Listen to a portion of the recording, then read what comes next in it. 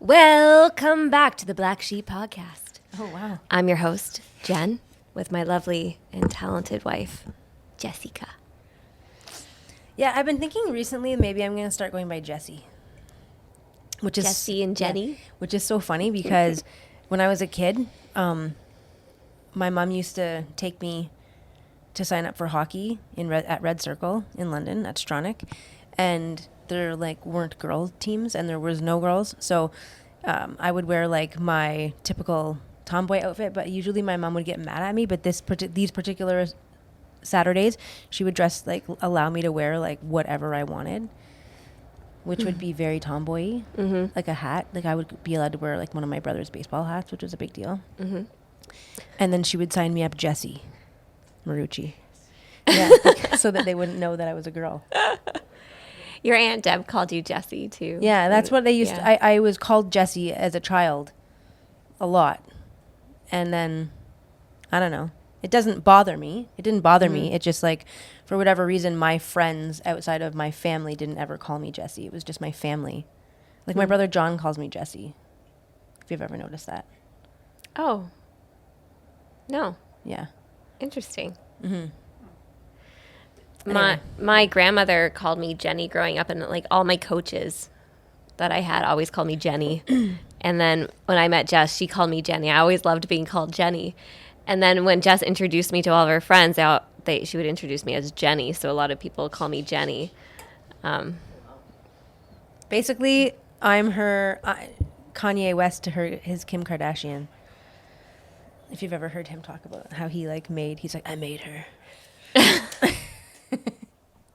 So you made me? Yeah, I gave you the name, gave me the persona.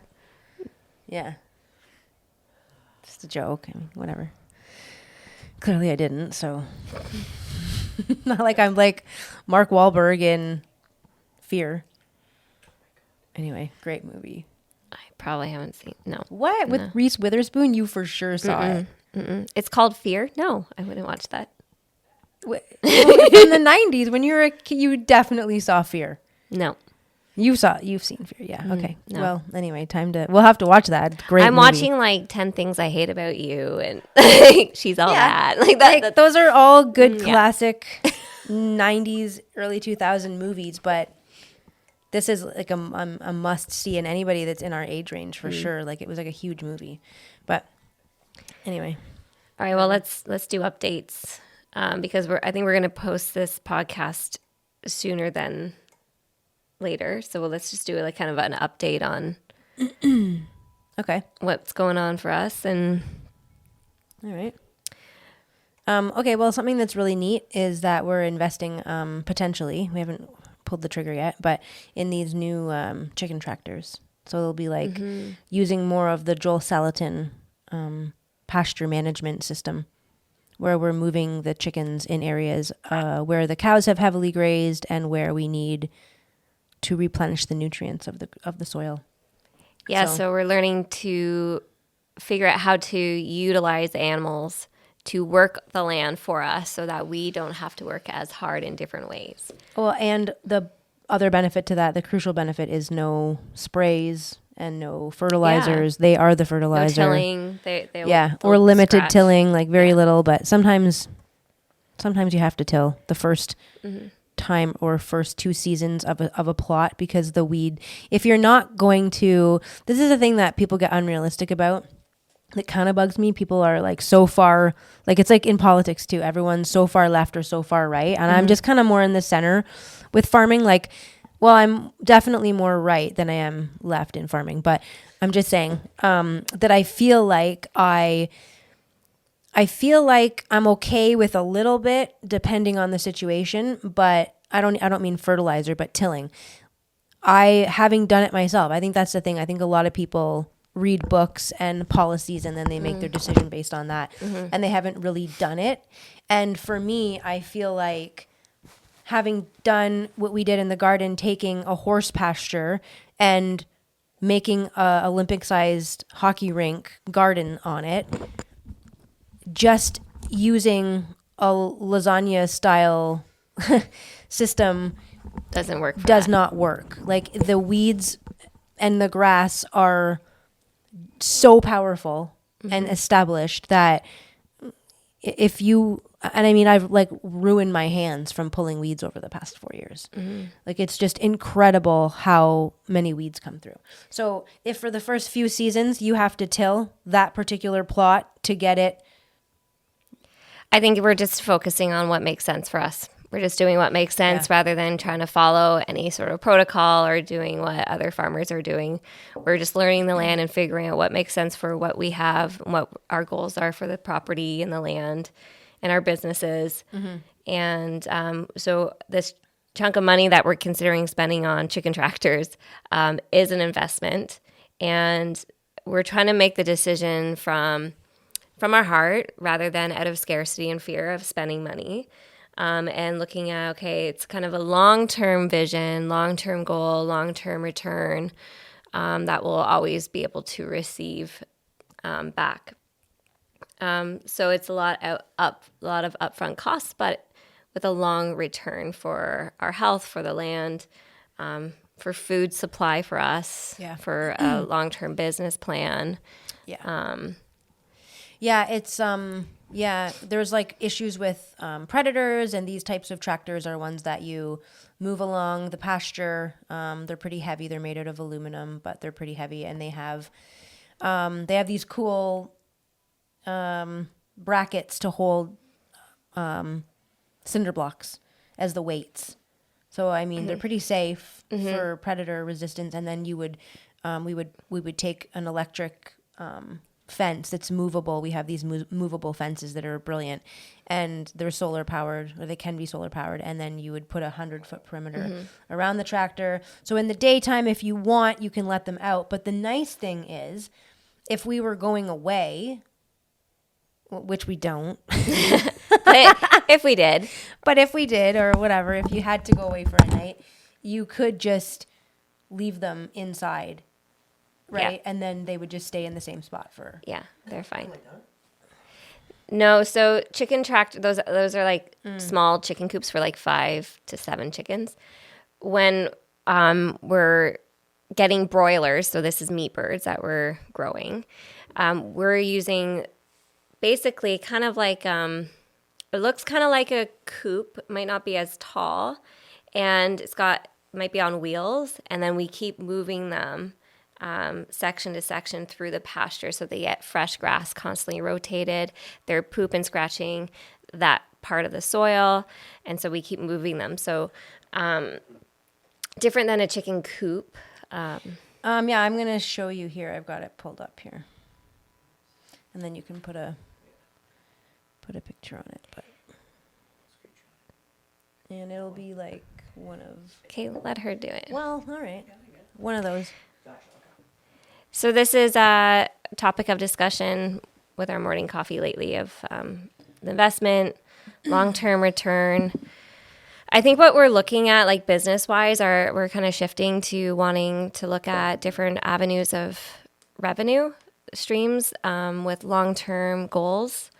And also, I think we're always going to have chickens. Like, I can't foresee any time in the near future where we wouldn't have chickens. And even if we're grandparents down the road, I want chickens for grandkids. Like, I want that, like, it's. Yeah. And I mean, worst case, if we ever, I mean, because not like we're planning on selling, but we talk all the time about if we sold, because, you know, whatever, who knows. This episode is about the Liberal government. So we'll get to that, but there is a definite possibility that we would consider selling down the road. They could go to the people that are moving in would probably be using this, because I mean, we've just established such a beautiful homestead that I'm assuming that whoever would buy it would want to carry on and do that.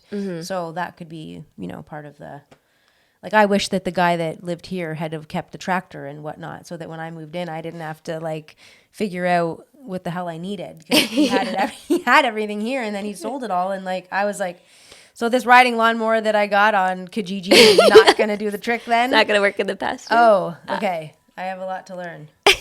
Yeah. I wasn't even thinking about, like, what an idiot. Like, just so silly, so stupid. Like, I wasn't even thinking about, I'm going to need a tractor. Like, I don't even know what I was thinking. Anyway, I wasn't thinking. I was very overwhelmed. I hadn't not really. We've come a long way though. Like I'm really impressed with even this like goals and our business plans are shifting based off of what we've learned and experienced so far. And, Well, and just letting go of other things in our life too. yeah. To make this happen. Like I don't know why, but I've been having motorcycle fever, and I'm kind of like, I think I do this every spring. I'm like, oh man, like my biggest regret I ever made was selling our bikes. Like maybe we should get one. And then these tractors will literally have bankrupted that idea. So that is not happening, which is probably for the best with all these new immigrant drivers. I mean, I don't honestly, right? Like I really don't think I really want to be riding on the road, if anything. Not in the city anyways. No. Well, yeah, literally anywhere. I really don't know if I want to be riding, except if it was like on my own property. So who knows? Whatever. Maybe we'll. Well, I guess that's part of the letting go of the old self, those old versions of us, because that was part of your old identity. And I just can't imagine a time in my life where I would have thought that I would trade in my motorcycle for a chicken tractor. Like the Cadillac. It's called like the Crackalack or something. Like it's like the Cadillac of like chicken coop tractors. Like it's crazy. It's absolutely crazy. Yeah. And we have to get 2 of them.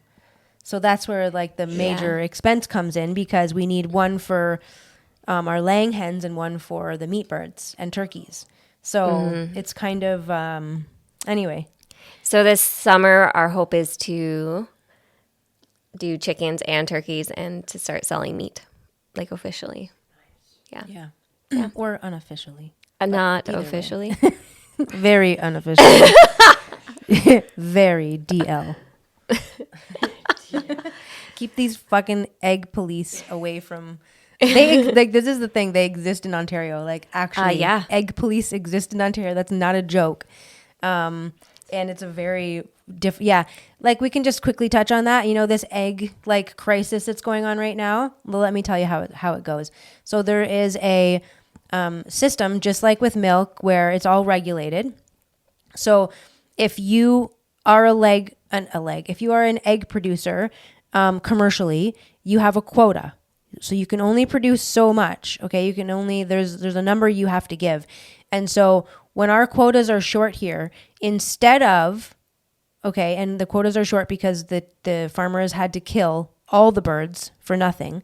Even so, Joel Salatin says that we should be saving the birds, because the birds that don't get infected from bird flu are immune, like have a high immunity. So those birds should actually be kept, and they should be circulated because they've got the best immunity to the Natural virus. immunity. Yeah. Absolutely. So the fact that we're killing them is the most absurd thing in the world. But anyway, moving on. So we're at a shortage of eggs. Now, Jen and I can't get into this business and say, hey, we've got chickens and we've got eggs. We'd like, we can sell them.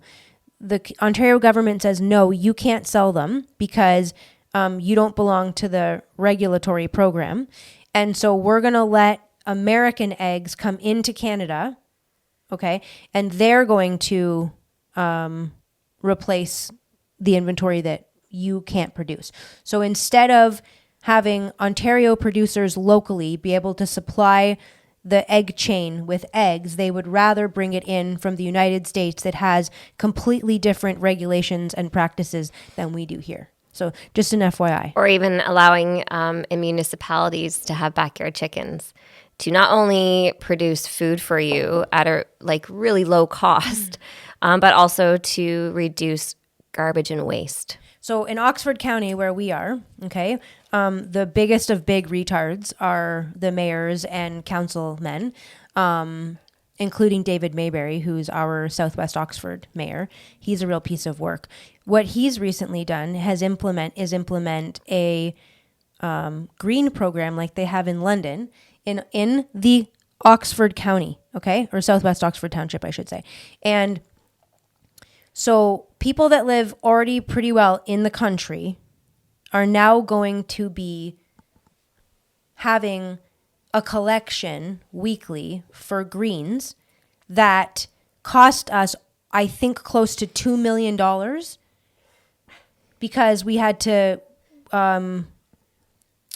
procure the cost of the bins, the new food scrap bins and the green bins that go to the curb, when we could have simply offered every household, say like maybe, I don't know, maybe outside the city limits of, like I can maybe, and I really can't argue and debate on why you wouldn't want them in the city. I just actually can't. But for argument's sake, you don't want them in the city. Mm-hmm.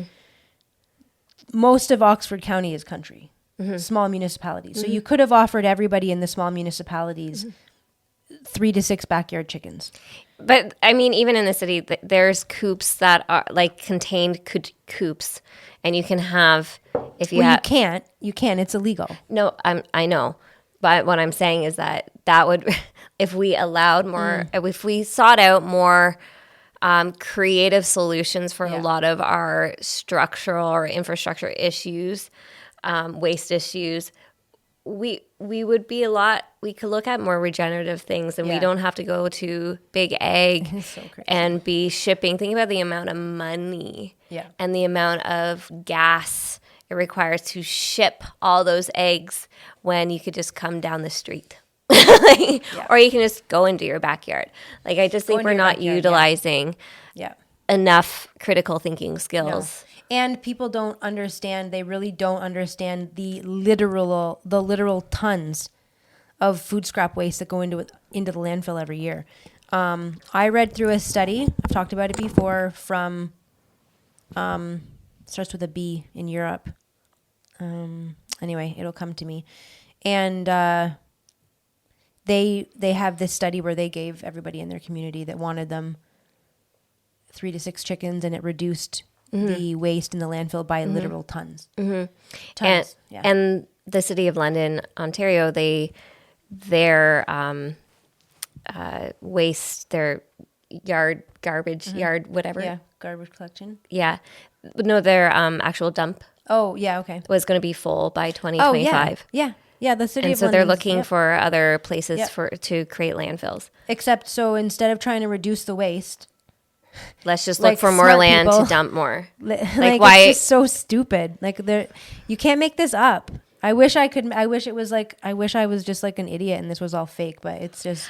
I think that's why this conversation today is really important, and that's why we're having these conversations, and that's why we're thinking about these things, and that's why we've also changed how we live. Yeah. Because if those in these higher roles and these authoritative roles aren't going to make decisions that make a lot of sense for us, then we take action and we start to make those decisions for ourselves, and we change how we live. Yeah. We change our food supply, our food chain supply, and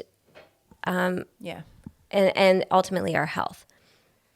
So our conversation today is about the election that's coming up, and mostly this is Jess's topic because she's been really involved in Arpan Canada's campaign, who is our conservative riding candidate for our area of Oxford. And it's so relevant because of, I think what we're seeing is we're seeing through a lot of kind of like the illusion of like politics and decision makers and what we call like image makers and shamanism, and people are able to see kind of through the veil of what's fake, versus what's true. And so we're having this emergence of real human people coming through with common sense that are wanting to make a difference. And we've gotten to know Arpan, and he is so down to earth, and he speaks for his constituents, and he fights for us. And we've had him out to the farm, and so if we don't get involved, just like if we don't go to our daughters, the school's parent council, if we don't take action, if we don't get involved, nothing changes, right? No action is also an answer. Like, that's also a decision, right? Yeah. And so us taking action, even having this conversation on the podcast, is a way that we can make change, we can express our truth, and we can share with our community, at least inspire what we're doing for others to take action in their own way, what works for them. Yep. So this has been like so ongoing for, I mean, this is just like, this isn't like I've been just, this is a new topic. I mean, we literally knew that Mark Carney was going to be the prime minister. I mean, gosh. Well, before they announced him. We were talking about him in November, December about stuff. Him just starting to pop up and just seemed like weird. And where is all this coming from? It's so interesting. Like, before we even get into him, the liberal race, that was the most like bizarre thing to ever sit through. What was his name? Chandra Arya?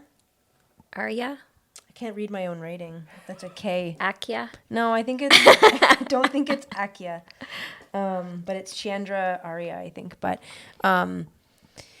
so okay, he's been in the Nepean. Is that how you say it? Nepean. He's been in the Nepean riding for 10 years. Held a seat in Parliament for 10 years. Where's that?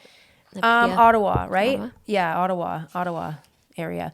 So he's a brown guy.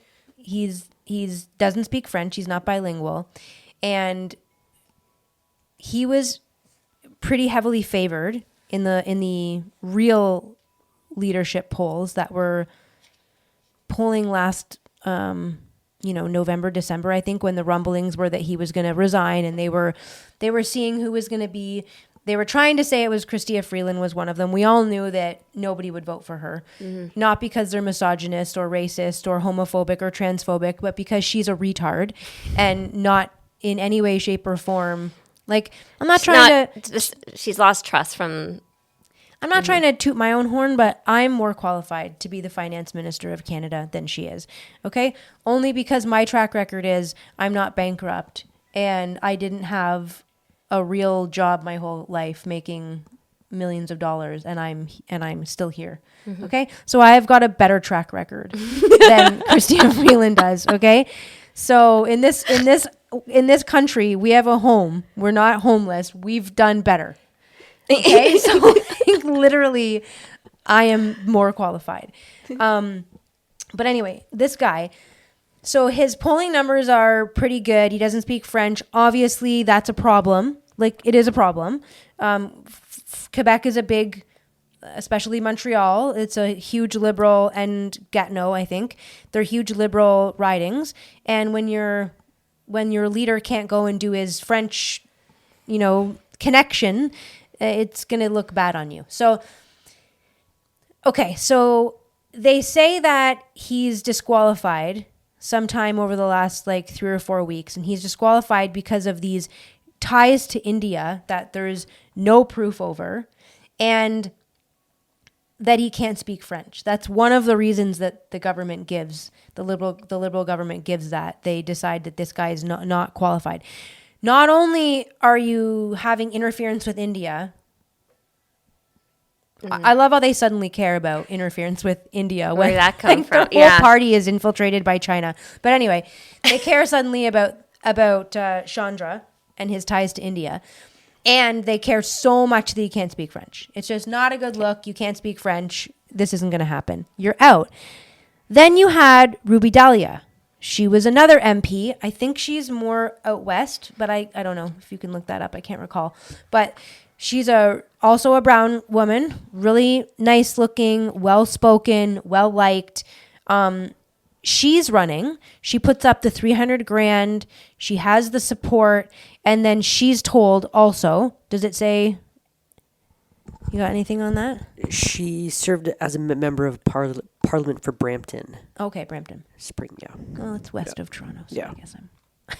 or west of Ottawa, so I guess I'm right. No. Anyway, she got axed because... do you see anything? I don't want to misspeak, but I'm pretty sure that they said the same thing, that she had some kind of tie to India and that she was not going to be qualified. So basically the party of non-racists and the most woke government, They've now kicked out the brown guy because he can't speak French and he's got ties to India. And they've kicked out the other brown woman so that they will not have a female leader. There has never been a female leader of the Liberal Party. Do you guys know that? There was one of them.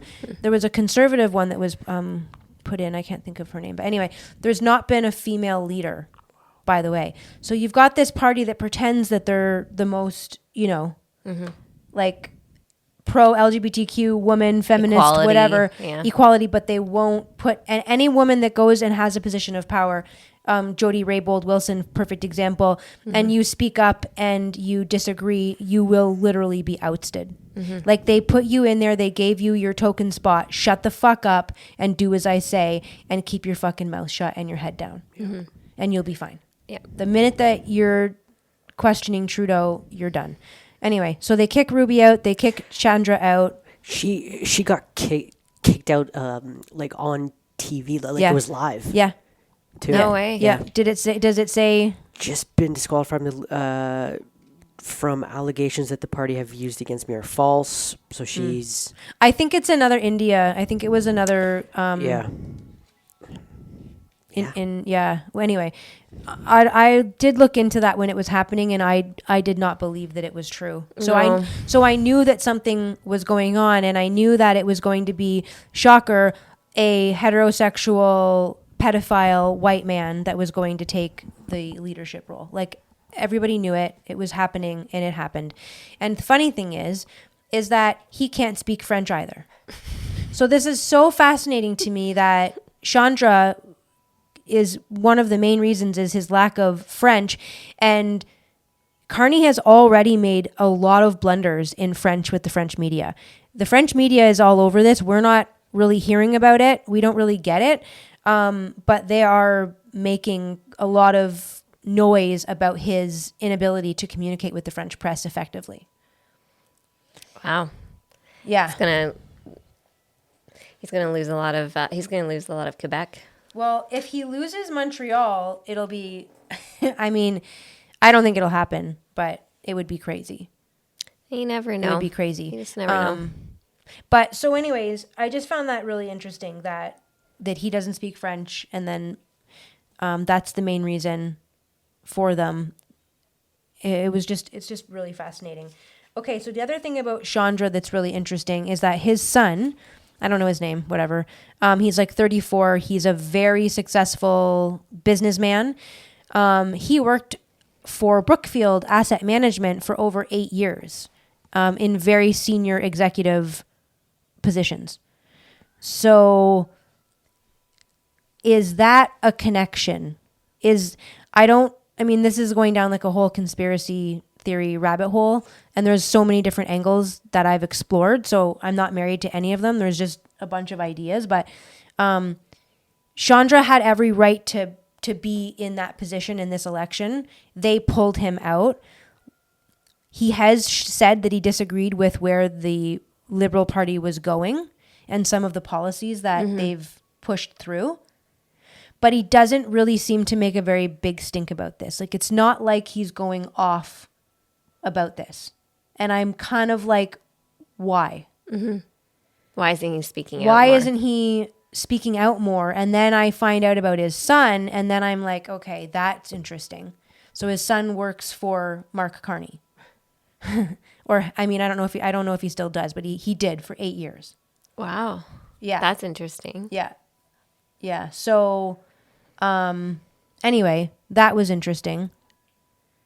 But So maybe he feels that his hands are a bit tied with yeah, I mean, the other thing that's interesting too is that everyone's saying, the media is trying to present him as this outsider, but I mean, he couldn't be more of an insider. Let me just give you some information. So he has served on the board of Bloomberg. This is Carney you're talking about? This is Carney. Okay. He served on the board of Bloomberg, PIMCO, Stripe. He sits in the group of 30, which I imagine most of you don't know what that is, but No. that is a very elite group okay, like of central bankers, like very elite. The Bilderbergs, so the group of 30 is more elite than the Bilderbergs. And the Bilderberg, I'm sure some of you, if you're into these conspiracy things that I am, you've definitely heard of the Bilderbergs, but the group of 30 is more elite than that. The Peterson Institute for Economics, and of course he sits on the board of the WEF, the World Economic Forum, which we should all be terrified about. He's just an outsider, but his father ran as a liberal, former Trudeau economic advisor, by the way. So I am assuming that's Trudeau Senior. He went to Harvard and Oxford. He's just an outsider. He's just a guy. He went to Harvard and Oxford. Okay, he's just a guy. He went and worked for Goldman Sachs for 13 years. He ran the Bank of Canada. He ran the Bank of England. So he ran 2 central banks. Do you understand that? Mark Carney has run 2 central banks, and we're supposed to believe that he's an outsider. He's an elite. He's an elitist. Like, this is, like, he's working with the, but he's here to represent the workers. But he's here for the blue collar, and he wants to build our aluminum sector. Okay. He also worked for and owns he's still a stakeholder in Brookfield Asset Management. Now, here's the interesting thing, okay? Because he's not elected to Parliament, there's some loopholes he's been able to get into with disclosure of his assets, okay? So months ago, he doesn't know that he's going to win the leadership race, okay? He doesn't even know that he's going to be the leader. No, I mean, how do you know that? If this isn't a big plot and a big plan, how do you know that? Okay. He, months ago, he puts everything into a blind trust. Hold on here. Like his own assets, Yep. he put everything into a trust Yep. before he is Okay. Okay. So he puts $6 million in. Okay. So I have to just back up one quick second to just give you some information. Mm-hmm. Brookfield Asset Management is a hedge fund that they manage hedge funds, okay? But their owner-operator method, which is, I don't know how normal that is or abnormal, but that seems weird to me that they're not only playing with their own house money, but they're playing with your money as well. So whatever you invest in, whatever they invest in for you, they also invest their own money in. So they've got some interesting ties, and they've also, Brookfield is supposed to be, believe it or not, one of the, if not the biggest tax dodger of any Canadian company. They've got they've taken Brookfield and they've broken it down into 48 different businesses, and they've registered 48 different businesses in Bermuda. Where it's a tax haven where you don't have right? Yeah. So they've moved all of that to Bermuda, 48 companies, and they're supposed to be one of Canada's biggest tax dodgers. Okay, so I had to mention Brookfield because it's gonna come back to haunt us later on in this discussion, I'm sure. But he ran Brookfield, or was maybe you can check what his previous position was there. I can't believe I can't remember this, but I've just got too much information. Just keep going. Going through my brain got lots right now. So just keep going. But anyways, so he's taken $6 million and he's put it into a blind trust, and those are stocks in Brookfield. He's moved to a blind trust. And what a blind trust essentially means is that you've got somebody managing it that's going to have your best interest at heart at all times. Mm-hmm. Okay? So it's not in the best interest of Canada. It's not in the best interest of Brookfield. It's in his best interest. Mm-hmm. Okay. So he can give a contract. So get this. So he becomes prime minister. He's prime minister now. By the way, billions of dollars have already been given to Brookfield in payment for contracts over the Trudeau government reign. Okay. Yeah. So you have to understand that he's been Trudeau's economic advisor for years, since at least 2020. He was also probably advising him before that, but and so he's got access to say to Justin Trudeau, you should do this. Mm-hmm. And then he's like, yeah, I think I will do that. And by the way, that is giving his company $20 billion. Mm-hmm. So Mark Carney, it's like, how is that not a conflict of interest that you sit on this So Carney, after serving as central banker in Canada and the UK, Carney joined Brookfield as vice chair in 2020 and it was named the chair of Brookfield Asset Management. That's even better. So he joins in 2020, the same fucking year that he becomes Trudeau's economic advisor. What a conflict of interest. Can you fucking believe that? And all the contracts and all the money. And the amount of contracts, again, I should have the number. I've got it somewhere. It's in the billions of dollars that the Canadian government has given to Brookfield. It's such a fucking joke, people. And this is our fucking money. You know, Trudeau is like the puppet. He feels like the puppeteer. Oh, he is. He is. That's how someone described it yesterday, that he was the advisor to Trudeau's. Oh man. Anyway, but that's exactly it. That Carney is making the decisions and pulling the strings, and Trudeau's the mouthpiece. Mm-hmm. But they're his ideas. Mm-hmm. They're Mark Carney's ideas. And the other scary thing is that the former British Prime Minister, female, blonde hair, can't think of her name, she's had multiple interviews where she's come out over the past 6 weeks and said Canadians should be very scared, they should be very fearful, they should be very alarmed about Mark Carney being the Prime Minister of Canada. He destroyed the UK's banking system. He destroyed the economy. Mm-hmm. And she has no idea how he ended up in this position with his track record. Her name is Liz Truss. Yeah. Our British friend has been waving the warning signs of Carney well before his name started to even come into the press and into the conversation. Yeah. Yeah. So, I mean, that's just crazy. I'm going to just finish up here. So now he can give a contract to Brookfield, and his $6 million in stock options are just going to keep growing and growing and growing, because obviously, again, everything that Brookfield does that explodes, his money is going to tenfold, hundredfold, whatever the case is. So he'll have hundreds of millions of his own money from that 6 million, if not more. So, and it's just so odd that he did it preemptively. Like, it's just so odd that months ago he would do this, and like this wasn't all a big, somebody huge plan. that has that much money and that far in all these different elitist groups, and you know, that are in such positions of significant power, there's so much. They're not making decisions lightly. Like, things are very planned and purposeful. Yeah, absolutely. Right. So just like the politics in Canada, it's all very orchestrated. Yeah. Politics around the world, it's all very orchestrated. The other day he made a comment that really struck me as it sounded so Joe Biden. Like, remember that State of the Union address where it was all red and he was like Hitler and he was mad and he was yelling at the camera?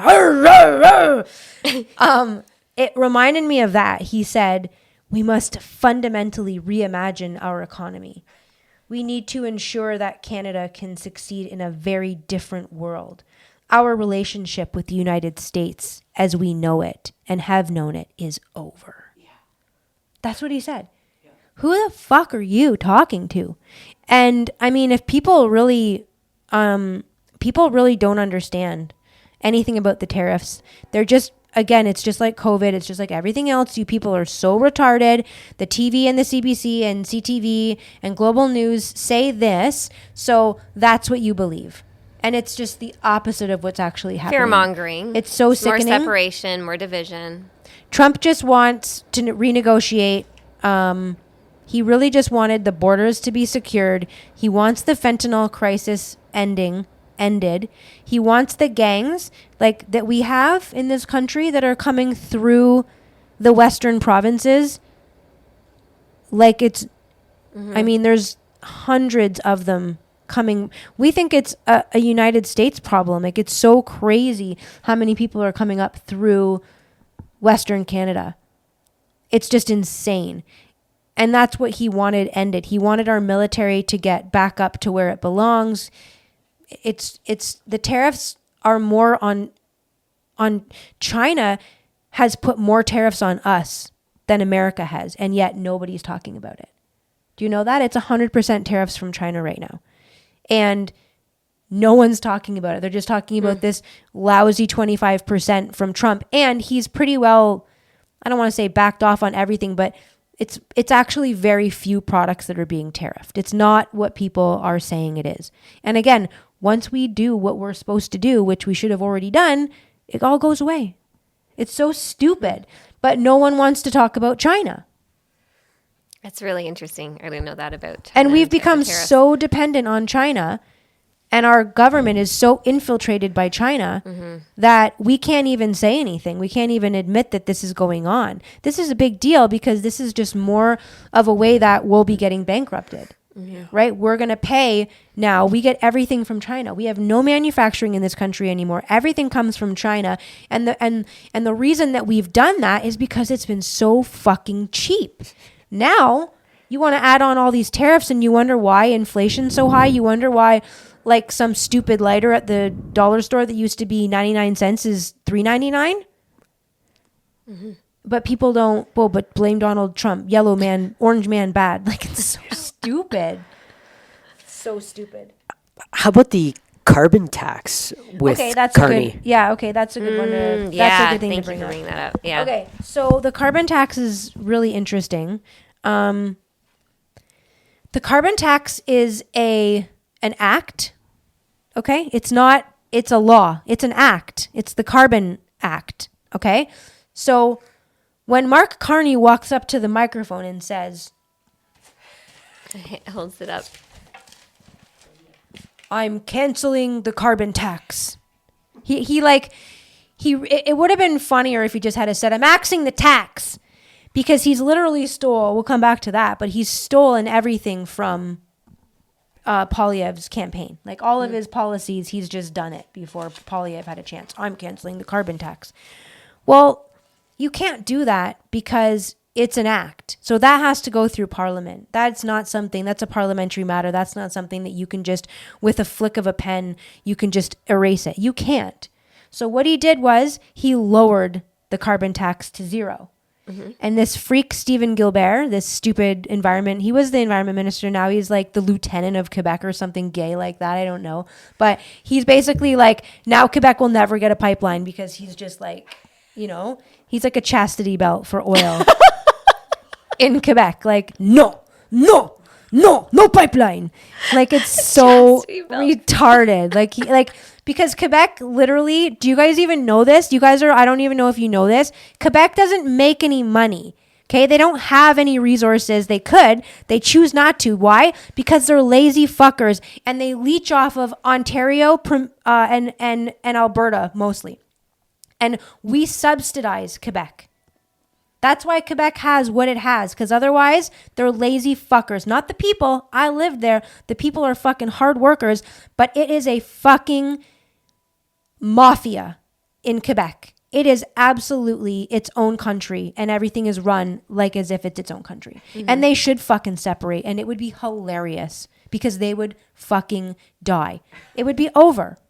It would be game over for Quebec. I always voted let's separate. I just want to see what happens. Like, they would just have other than people going skiing at Mont Tremblant, and they'd be so stupid that they'd close the border. Like, they'd have borders or some shit and you wouldn't be able to travel through. It'd be so dumb. Anyway, whatever. I don't even know what I was talking about before I got on that rant about Quebec, but the Carney. So Gilbert says, yes, we lowered it to zero. And the girl goes, well, he didn't really take it away because that didn't go through Parliament. So if he's lowered it to zero, doesn't that mean that after he gets elected, he can just raise it back up? He could double it, presumably, if he wanted to. And Gilbert goes, well, don't do that. He canceled it. And he just storms away. So he can't own that she's right. You have a point. He did lower it to zero. But I I promise we're not going to reinstate it or raise it. He doesn't say that. He just said he's canceled it and he's lowered it to 0. So he's answering his own question. Yes, he can and he will. When he feels like it, after he wins, he will reinstate it. Well, I shouldn't say reinstate it. It's not uninstated. Mm-hmm. He will just lift the number back up to 20, 30, 40, 50, whatever he feels like. Mm-hmm. And people are so stupid. They're just like, oh, yeah, he axed it. Yep, see? Like, he's not Trudeau. See? No, it's because he needs votes. Don't you guys get that the polling showed last November that like 80% of the country was voting conservative?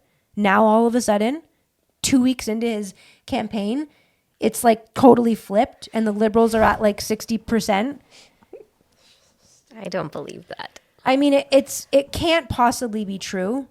It was just like before the American election. They had projections. I was worried. The day of the election, we were texting. I was worried. I was like, what do you think? Because the polls, even though I knew already that the polls were flawed, I was still a bit worried. Mm-hmm. And then, I mean, by 10 o'clock, it was like, I'm going to bed. This is fucking over. This is over. Do you want to talk about how this is like the boomer versus millennial thing going on? Totally. Yeah, I mean, right? like our parents in this room, minus my dad. I know my dad won't vote Liberal. I think most of our parents would vote Liberal. Yeah. And my mom and my stepdad, I don't know.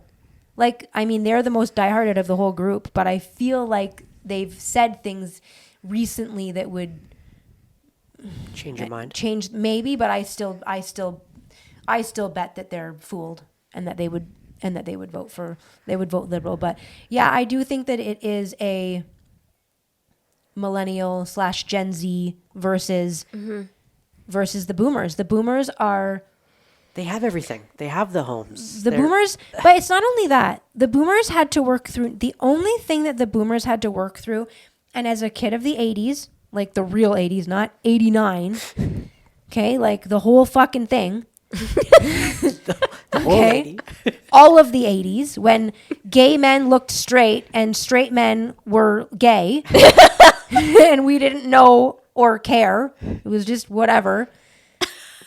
And fags were cigarettes.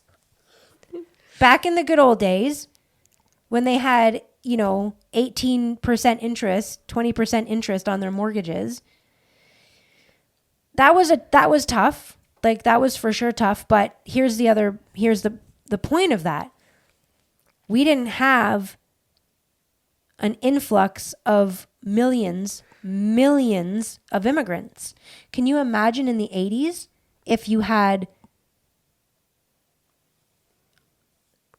a seller's market, instead of a buyer's market? Because see, in the 80s, there's more houses than people, or as many. Mm-hmm. Right? There's not a housing crisis. Right. Okay? Right. So housing was affordable. Mortgages weren't. Mm-hmm. But the houses were. Mm-hmm. So imagine rewinding and having the house that you bought on Classic Drive for $180,000, or, oh my God, I think it was $80,000 actually. Mm-hmm. Sold it for $180,000.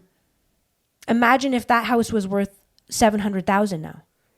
And you had 20%. Think about the mortgage rates right now. We were freaking out at 7% because the houses were inflated hundreds of thousands of dollars. But imagine if it was 20% and they're inflated. So the boomers, they went through the 80s and the interest levels were high. But then guess what? The fucking 90s came and the interest levels dropped. And the 90s was this fucking amazing decade where everything was affordable. I might even use the word cheap. I remember we bought a brand new 91 Dodge Caravan for $18,000. Wow. That was it was a lot of money, but it was brand new. 18 grand. Now a minivan. Families were thriving. They were able to meet their needs. Yeah. They were able to, like, whereas today, like, there's harder decisions being made for families and such. Yeah. But it was definitely the middle class was expanding during that time. Yeah. So it's easy to get ahead when you just bought a house on Ambleside Drive for $205,000 and you make 100,000. That was the thing. Mm-hmm. Yeah. Mm-hmm. So is the boomers, why would they vote for Carney then? Because the boomers, listen, here's the problem with the boomers, and I almost feel sorry for them because my mom's one of them and I see it. It's just so obvious. They're born at the time that TV and color TV become the most important part of Western life. Okay? So they don't know anything but getting called in to the living room at 6 o'clock or 8 o'clock or whatever fucking time to watch Walter Cronkite and whoever the fucking anchor was. The the evening news was literally the most important part of life. Programming. But then they switched programming morning news, programming evening news. It was the newspaper. That was the routine, the newspaper. Yeah, it was the newspaper before that, and it still is prominent. But now I could just zone out. And that's when the programming really happens. When you're reading, we all know that. When you read something, it's different than when you watch something. And when you write something, it's different than when you watch something or when you read something. When you're force-fed in a television program, there's nothing like it. Imagery, the symbols, images, programs your unconscious mind right away. Yeah. So you're bombarded with fear and stress and scarcity and worries of all these awful things that are happening around the world. Yeah. And it's constantly programming your unconscious mind with images. Yeah. Yeah. And you have to understand too that they don't understand that they got fucking played. This is the worst part of it all. I know. Is at least, so our parents, we grew up with our parents saying, it's so fucked. Don't watch too much TV. Don't sit too close to the TV. Don't eat our dinner in front of the TV. But maybe some nights we can. But here's the thing. They do it. And they never understood that it was programming. And that the news that they watched was a lie. Mm-hmm. And that the newspaper was owned by people that had a stake in everything that was going on. Mm-hmm. What I know about Israel and that whole Zionist perspective is insane. I'm still not pro-Palestine because I just don't like the disruptions of what happens in Canada. That's the thing about Palestine. If you actually look at the history, there's just so much to unpack. I'm not going to do an episode on that. Yeah. But I will say that Palestine has a fucking point. A really good point. My only problem with the movement is that you got to get your shit together within the movement, because people like me here that are against Israel can't stand the movement because of the disruptions that happen in Canada. This is Canada. Mm-hmm. When you come to Canada, you come to be a Canadian, and you leave your fucking shit at home. And if you want to have discussions at the kitchen table and within your groups, that's totally fine. But my job as a Canadian is not to rescue other countries. We need to rescue Canada. So that's my point. That's all I wanted to say about that. I'm going to speak for a second while you clear your throat and have a sip of your coffee. If you look back through the generations and why we're seeing such, how this is the millennials or baby boomers versus pretty well all the others,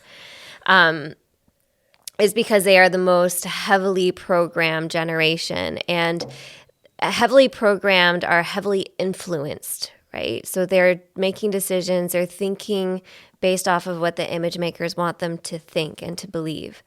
And so there's a heavily sway demographic that leans liberal and are constantly fed liberal views, right? Because the mainstream news is liberal.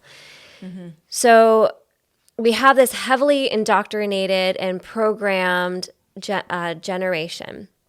And they're the ones that are still watching the news, reading the newspaper around the election stuff. And so they're being fed all this information constantly. And they believe it. That's what's the hardest part. Well, the hardest part is that for them to see through the veil, for them to be able to see through that, they'd have to go through cognitive dissonance. Yeah. Right? Like to be provided truth about Carney and who he is would disrupt maybe our parents' beliefs around liberals, right? Yeah. And if somebody's not ready to sit in a bit of curiosity to look at what is really true, they'll hold on to the lie instead. Yeah. Yeah. Yeah. We know this. No, that's true. It's true. It's absolutely ridiculous, but it's true. This has been the past. This was COVID era, right? Yeah. But I think what I've been seeing, and that's what I've been feeling in our collective, is that more people are waking up. There is a shift. People are seeing, are questioning things a little bit more. People are not as trustworthy with mainstream news. And so we're also seeing a rise in different outlets of independent journalism, podcasts. People are outsourcing information from a variety of sources now and determining what feels right for them versus just being fed one dialogue, one narrative, and just believing blindly that that's true. So you were right, Alora, that this election is really about baby boomers versus probably everybody else. Yeah. Yeah, I think so. And I think that our parents are just not able to see. Like, look, if you asked your mom about 9/11, what would she say? She would say it was a horrible disaster that... Yeah. Right? She's not even even thinking about the fact that everything that happened that day was a complete lie. No. There's same as that's a great one. Now here, we'll just have to. JFK. You ask your mom what happened to JFK. It was a magic bullet that ricocheted 16 times, went through 7 people, and they traded his brain out for a different brain for no reason. That didn't happen. So they wouldn't even though all the files are here, we know, we already know. CIA. If you know, you know. If you know, you know. And if you don't, you don't. But they still think that was... that Jack Ruby was, and Oswald, they don't have any clue. They just believe whatever they were told, and that's not going to change. It's sad. It sucks because it's putting damage between families, because it's hard for people like us that are so awake. Small talk is like stabbing painful. Me. It's just so hard. I don't want to talk about small talk. I want to talk fucking meat and potatoes. Carney, what matters? Epstein's Island. Let's go. And you just can't have these conversations. So while we're here, we have to get to this. Diana Fox, who's Carney's wife. Now listen, I have no reason to say this.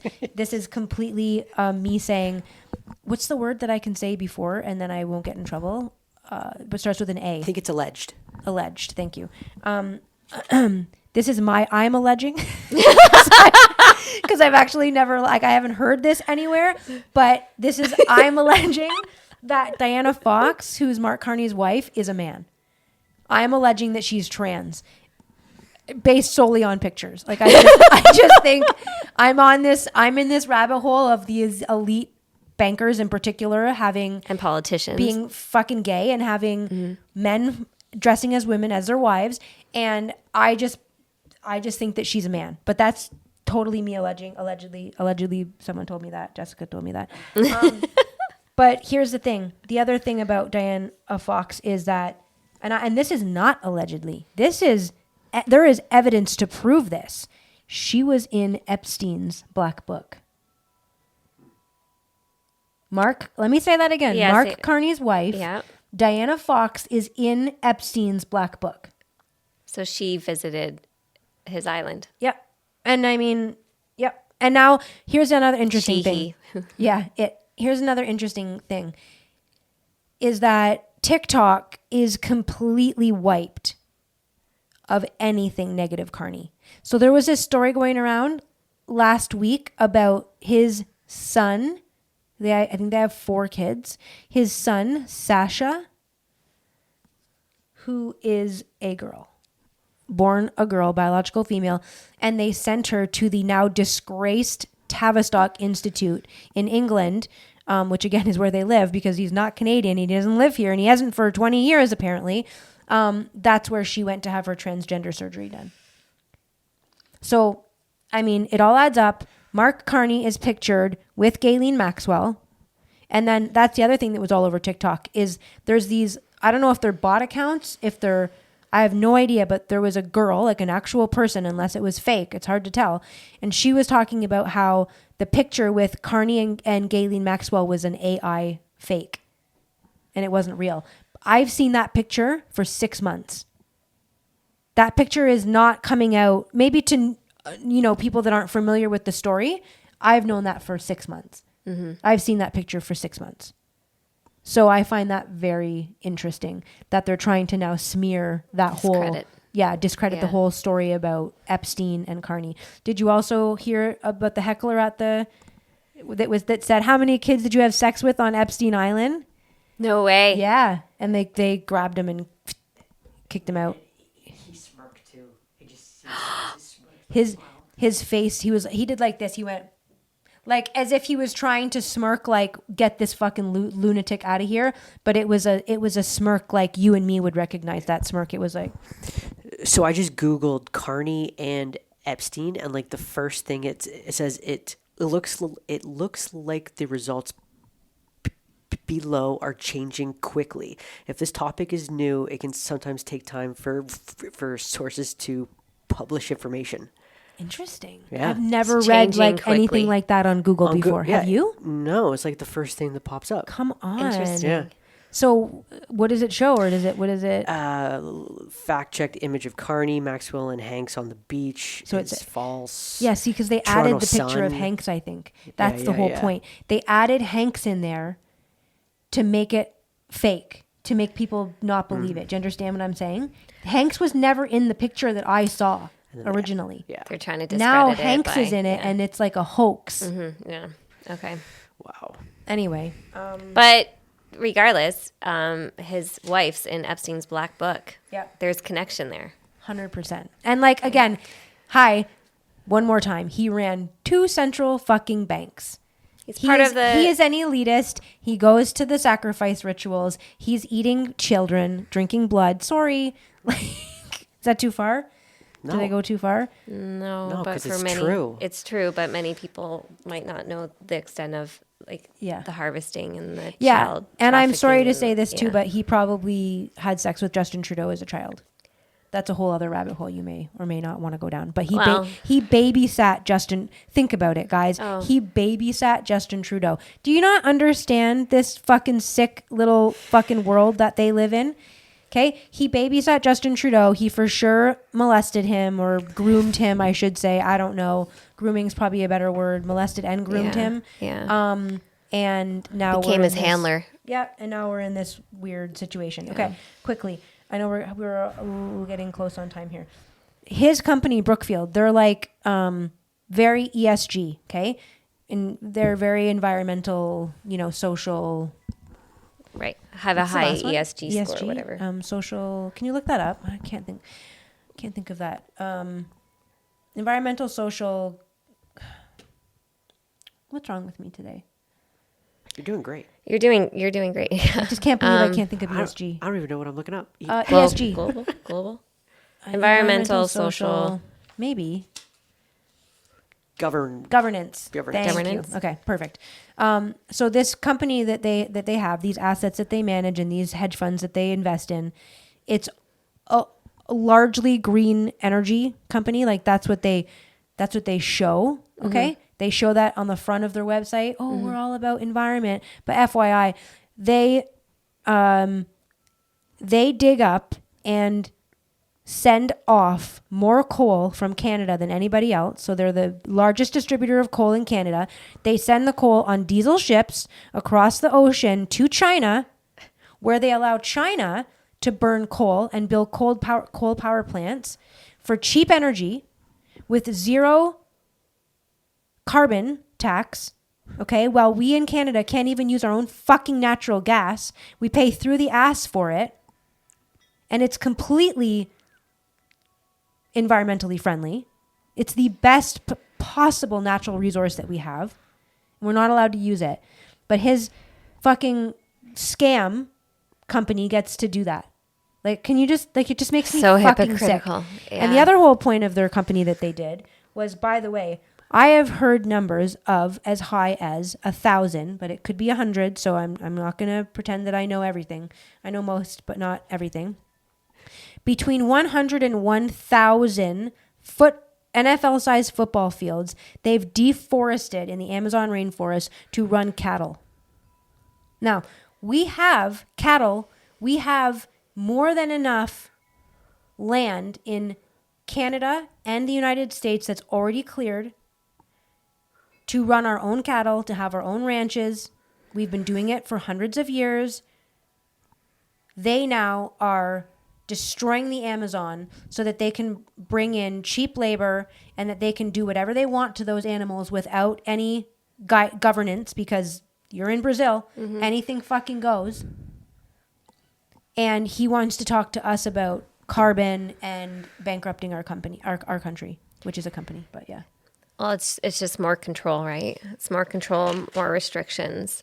I've got pages. I'm sorry. I guess we're, how long are we? An hour in? Just 1 hour, or like hour 10? What's exactly? Hour 6. Hour 6. Okay. Okay. Last thing I'll just touch on, and I don't know the answer to this one. I wish I knew more about it, but I just want to, for those people that are still in I don't know if denial is the right word, but whatever, you're still not sure yet. They keep bringing up this security briefing. Do you ever hear about that with Polyev and his security briefing? No. Have you ever heard about that? No. Okay, look it up for me while you're there. Just say Polyev and security briefing and you'll get it. But basically, even Trudeau brought this up over the last couple of years. He keeps mentioning how Polyev won't get this clearance for these security briefings. And they're trying to spin it like it's a bad thing that he won't do it. But it's got something to do with interference. That if he gets the clearance, then he's... So it's a lose-lose for him. Something like that, yeah. Right. And so he would rather not have the clearance so that he can just receive the information or something without having to keep it quiet or... Yeah, Carney calls Polyev irresponsible for security clearance refusal after reports of meddling in the leadership. Why? Yeah. So I think it's something like if he gets the clearance, then... Anyway, I shouldn't have probably brought it up, but it's just... Yeah. I did read something on it. It just, I didn't do enough digging. What I read gave me enough information to know that he wasn't doing it out of malintention. He's doing it for the opposite reason, so that he... They've twisted it, though. So that he can still somehow... there's a reason why he doesn't want it, because if he gets it, he's like, something has to change or something for him, and he doesn't want to have that. Now, maybe if he becomes prime minister, maybe he'll get that. Maybe that's what he's trying to get at. Maybe that's the point, is like, he doesn't think that you should have it unless you're prime minister. But I just, again, I don't know enough to be able to give you my honest opinion, but I believe that they're shaping the narrative of that so that we think that he's up to something. But when I read what I read, it made sense to me, but I can't quite... Yeah. Well, he even said the Conservative leader has long rejected calls to go through that process, arguing that he wouldn't be able to freely speak or criticize the government based on top secret information. Okay, perfect. Thank you. That's what it was. So if he gets the clearance, he has to keep his fucking mouth shut. He can't say anything. He knows too much. So right now, with whatever information he gets, he can speak on it. Yeah. But if he becomes cleared under this high security clearance, then everything gets told to him and he can't say anything. Holy. Yeah. It's like an NDA. Honestly, it's basically like an NDA. We're going to give you the information, but then you can't talk about it. So he'll know all about the China interference, but he won't be able to do anything. Right. You got and so their Carney's side, or the what they're twisting it as, is that he's not doing this. he's not getting the clearance, so he's hiding something. He doesn't. What's he hiding? Oh, but that's just projection, right? Like, because that's exactly what they're. Yeah. They want to hide something, so they need him to do it. Yeah, it's pretty entertaining, isn't it? So my contribution to this, I pulled cards this morning because I wanted to ask my oracle around thoughts on the elections. And I remember a recent podcast we did we were talking about astrology, and the era that we're in right now is also the time of great information sharing, right? So the reason why the baby boomer generation is like maybe 1 or 2, 3 outlets of information they're receiving all their sources of information from, whereas in today's day and age we have hundreds, too many to keep thousands. We have an abundance of opportunities of sources of information to gather and make our own discerned choice over things. So we are in this great information sharing time, and I think that's wonderful. That's why there is such a discrepancy between the baby boomers and the other generations. So that aside, I asked my oracle decks, what insights can you provide in the upcoming election? And I got the giraffe card, which is about foresight. You are able to see what is in store for the future. So the giraffe is able to have perspective, right? To be able to look ahead, to look from above, to see a bigger picture. Yeah. Like when he said we're going to have to reimagine the economy. I can look overhead and think, that doesn't look good to me. That doesn't sound good or look good over a bird's eye view for me. That is not, I hear like alarm bells going off. Totally. When I see this card, I think around not to be worried, but that action and discernment's important. Yeah. Yep. Right? To because if we're getting stressed out, we start to tunnel vision. Yeah. Right? Yep.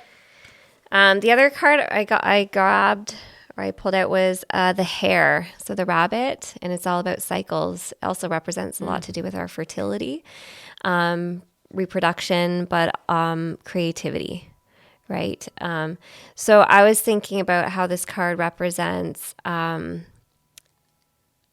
the liberals are creative, how they are creative with their lies that they spin.